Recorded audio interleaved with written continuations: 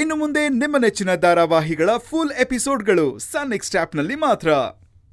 Doctor, ನನ್ನ ಗರ್ಭಕೋಶಕ್ಕೆ ಏನಾಗಿದೆ doctor? ನಿಮ್ ಗರ್ಭನಾ?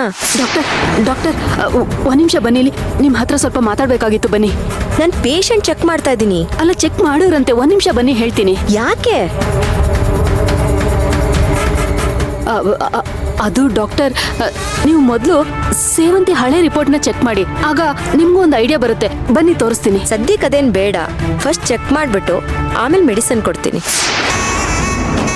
ಫಸ್ಟ್ ಈಗ ಅವ್ರ ಗರ್ಭಕೋಶದ ಬಗ್ಗೆ. ಡಾಕ್ಟರ್, ನಿಮ್ಗೆ ಹೇಳಿದ್ನಲ್ಲ, ಅದ್ರ ಬಗ್ಗೆ ಮಾತಾಡ್ಬೇಕು ಅಂತ. ಬನ್ನಿ, ತೋರಿಸ್ತೀನಿ. ಅತ್ತೆ, ಬನ್ನಿ.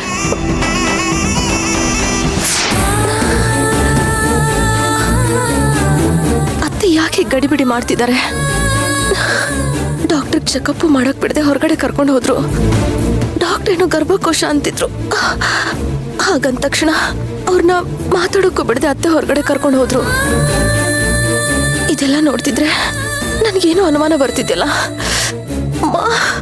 ನೋಯ್ತಿದೆ, ಚಳಿ. ನಾನಿನ್ನ ಪೇಷಂಟ್ನ ಚೆಕ್ ಮಾಡ್ತಿದ್ದೆ, ಅಷ್ಟು ಬೇಗ ಯಾಕೆ ಕರ್ಕೊಂಬಂದ್ರಿ? ಡಾಕ್ಟರ್, ನಮ್ ಸೇವಂತಿ ತುಂಬಾ ಸೂಕ್ಷ್ಮದವಳು.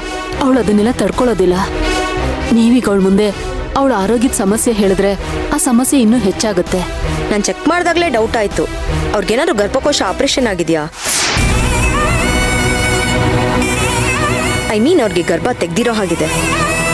ಡಾಕ್ಟರ್, ಸ್ವಲ್ಪ ಮೆತ್ತಗೆ ಮಾತಾಡಿ. ಯಾಕೆ? ಏನಾಯ್ತು? ಒಂದ್ ನಿಮಿಷ.